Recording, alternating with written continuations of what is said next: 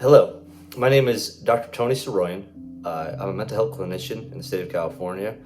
Uh, the focus of this conversation is to talk about the role of stigma and how it plays a role into Armenians in particular seeking mental health services.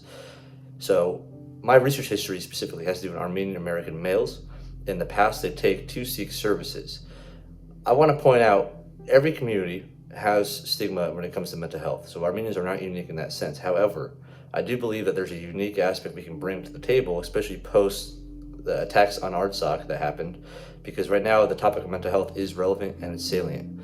I do believe that I'll use the word war loosely, but the reality was it was a genocidal attempt, the way I look at it, and most people view it that way too. That opened the door to people being very open about their PTSD, their depression, their anxiety, and other symptoms post-war related.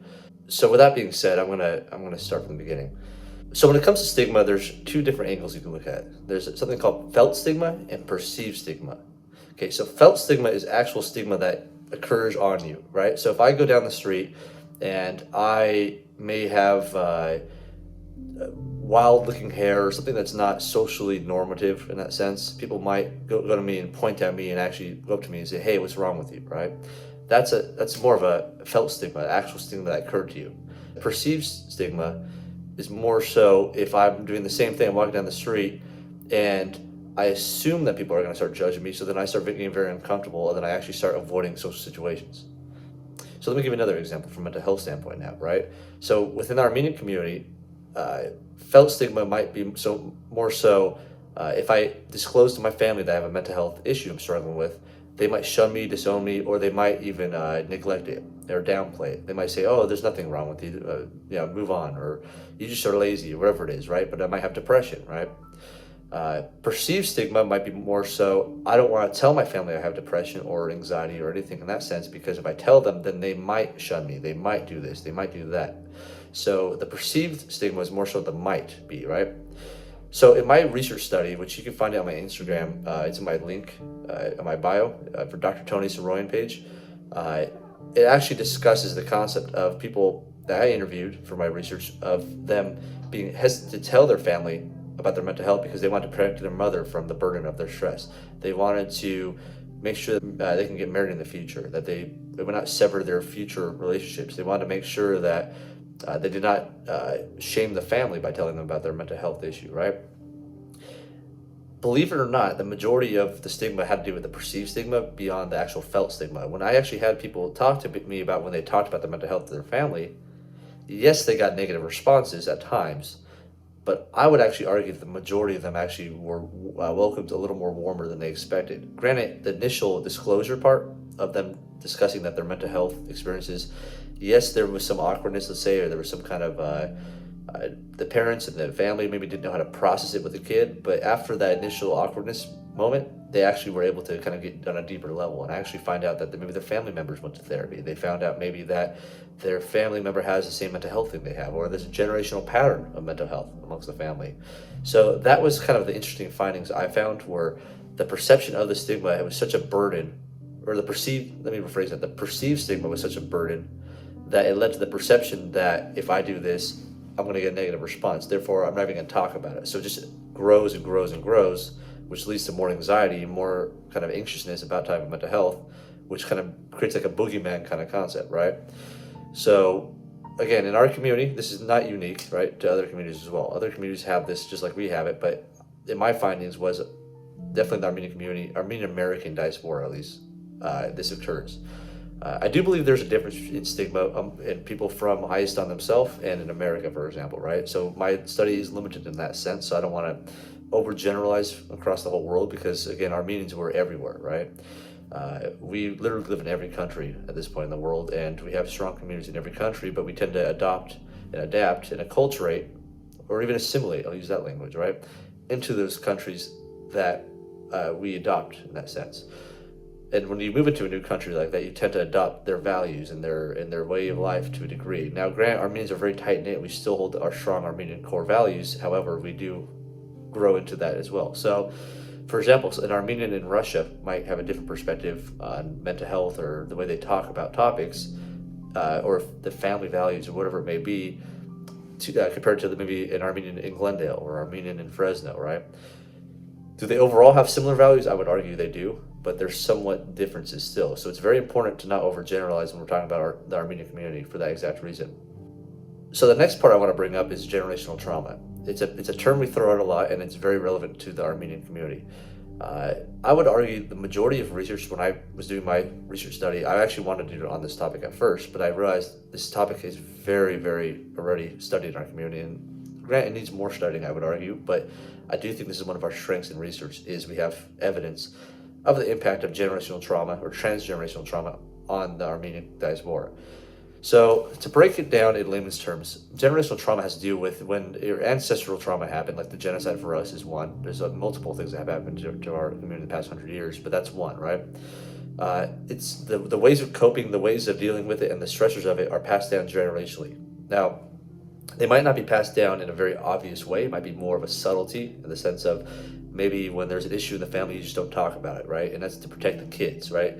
You don't want the kids knowing your burden and your stress, right? And that could be because your grandparents maybe did that were genocide survivors.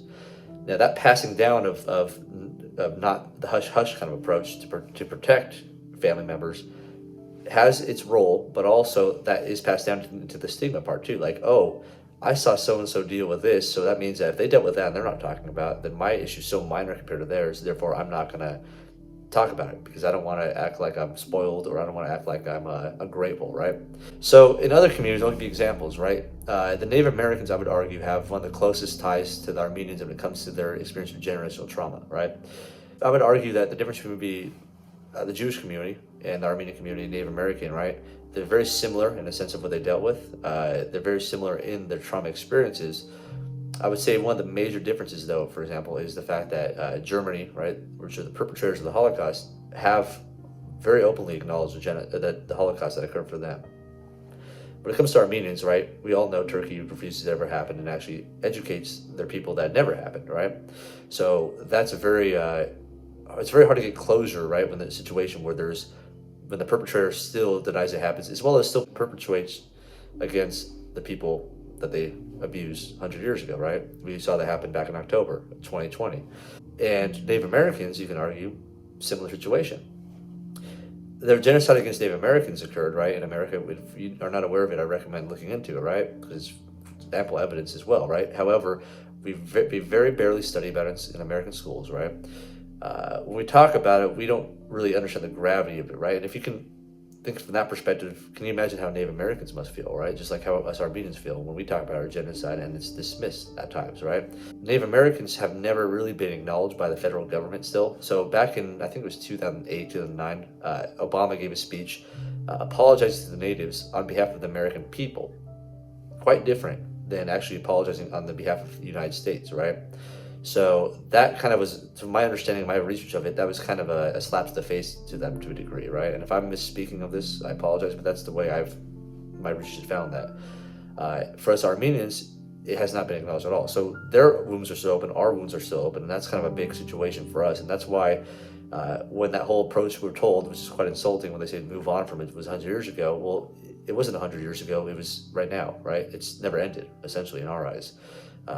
And that's one of the biggest things why our trauma, when it came out in October, and I can speak on my personal behalf, when that war happened or that attack on Artsakh happened, it was devastating to us Armenians beyond what we thought it would be, I think, right? The feelings that we all got in that sport, people that are so, let's say, removed from the community felt it even, right? That kind of intensity we felt, that kind of anger we felt, the sadness, the fear, that was amplified beyond I've ever experienced in my life. I'll speak on a personal level for that. I've talked to a lot of my colleagues and friends that are professionals or not professionals in that sense. They all felt it. People that would have no connection, like I personally do not have a connection to Armenia itself, the modern day Armenia itself. I have it to Western Armenia historically, right? And I thought, okay, when this happened, I wouldn't have as strong of a reaction, and I really had a reaction. I mean, to the point where my sleep was a little disturbed. My frustration, my anger kind of came out more than I thought it would in that sense. My need for bonding with other Armenians really came out, right? One way we cope with stressors like that is through bonding with other ones. If you guys have noticed, the Armenian community, whether you see it as split or not right now, it's more united than I've ever seen in my life, right? United in the sense of connected. I'll use that language. But I mean, during the war, I mean, no one can say that we weren't united. During the attacks on Artsakh, it was the most united I've ever seen ever, right? That's a response to stress, right? That's how Armenians have coped with stress. That's how we as a people deal with attacks on us, right? We unite, right? And that's what really happened. And they put it this way: if there was no generational trauma, and we were just kind of, Armenians were just kind of around, but not as close knit as we are, I don't think we would have ever been this united, right? And so part of generational trauma is survival. You could argue that we would never have been this strong, essentially, if we didn't have that happen to us 100 years ago, right? Which is unfortunate too, obviously. But it's kind of like a switch that gets turned on in your brain. I feel like for me, at least, and my peers, it was almost like a switch got turned in your brain, kind of your ancestors awakening within you, right? Where you feel that the pressure that if I don't do this, if I don't respond, if I don't advocate for my people, I'm letting down not just myself, not just my parents, not my grandparents, but my great-grandparents, right? Those who survived the genocide. How dare I not help out, right? That kind of burden and pressure was felt by a lot of people in our community, right? And that's, again, a perfect example of how generational trauma really impacts us, right? It's almost like a switch that turns on within you. It dictates our wariness of outsiders. Think about that. Think about the term Odar we throw around, right? I know some people say that might be an offensive word or not, right? And regardless from that aspect, we do have a wariness of outsiders, right? And that comes from our existence in other countries that we had to move to post-genocide. It has to do with our experience in the Ottoman Empire and other factors, right? Where we stick together because outsiders historically, from our perspective, have hurt us, right? Not all the time, but that's, again, it becomes generalized as a result of our trauma histories. Okay, and lastly, I want to discuss this, and I talked about it in the introduction, how I feel like now is the time for mental health conversations, especially post-attacks on Artsakh that have happened. And we are still going through it too. I don't want to deny that, and I hope to God when this video is out that there is nothing that happened since, okay, since this was recorded prior to the release. So with this being said, a lot of the young veterans that really have given everything they had to protect our homeland and Artsakh, they now, a lot of them, not all, are dealing with mental health struggles, right? Either life changes as amputees, medical changes that might lead to mental health stressors, changes in life fantasies they may have had, right? They're 18, 19, they maybe thought they were going to do X, Y, and Z, and now that they have this major life change, now they're limited, right? They might have PTSD, anxiety, depression, you name it, right? Even substance abuse in the future, right, could be a factor. So right now, I've never seen people this young so open to receive services, right? Maybe not all of them are, but a lot of them are. We're seeing them on Instagram and other social media outlets of them talking about their experiences. With this being said, once you see our bravest people in our country talk about mental health, that kind of opens the door now for those others that may not be soldiers or X, Y, and Z to talk about their own mental health. Because if this brave, strong soldier is able to talk about mental health, which is excellent, then why can't I talk about it? Or that allows me to talk about it, right? It's almost like giving us a pass, right? So I do notice the term PTSD is thrown out a lot, and there's a lot more criteria than just experiencing trauma or vicarious trauma, right? However, that term has a double-edged sword, right? We misuse it sometimes, I feel like, in our community. However, it also opens the door for people to talk about other mental health issues that maybe really are not PTSD, but are cloaked under that term. But that's an in, and I feel like that in is I'll take that, right? That in allows people now to talk about their depression, which was probably pre-war, right? Their anxiety, which was pre-war, right? Everything is amplified during stressor times, but I guarantee you a lot of people that had mental health struggles during the war time or the attacks on Artsakh may have had this prior also, but now it got amplified, but now it's socially acceptable to talk about, which it's sad that it took for this to happen, for people to talk about mental health, but this is a good opportunity, I think, for us to utilize and to really make a healthier community that we want to see, right? So with that being said, I look at the soldiers as soldiers for our health as well as soldiers for our country, right? They really gave up a lot and gave us a lot during this time. I am hopeful that the more progressive we get as a diaspora, the more we can make progress in our overall health, right? Because we all know that mental health affects physical health affects mental health. You can't have one without the other. They definitely are coexisting together, right? We historically have not really seen that. Usually we use more the biological or biomedical model. Now it's called the biopsychosocial model. So now we're trying to implement every aspect of someone's life, even spirituality plays a role, right? Whether you're religious or not, spirituality does play a role in someone's mental or physical health. It's very important that we implement all those inside of one's overall well-being.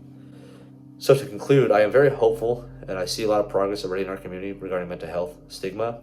I do believe that the impact of transgenerational trauma that recently has occurred or been amplified has almost sped up the process also for the openness in our community to talk about mental health, but we have a lot more room to grow. It's going to be one day at a time. We got to expect long-term slow growth. And hopefully we can make a lot of progress in our community, and I'm very hopeful for it. And I do believe this video is going to be released during the genocide month of April, and I really recommend those who are listening to this video take care of yourself.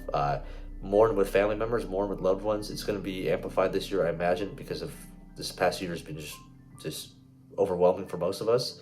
So do your best to take care of yourself during this time, and if you need to take a break, it's not selfish. I think a lot of times people feel like it's selfish to take a break during times when our country needs us, but the reality is, if you're burnt out, you're not going to be as helpful in my eyes or beneficial compared to someone that is maybe more fresher, right? So do what you got to do to take care of yourself, because it's long term what we're doing as a people.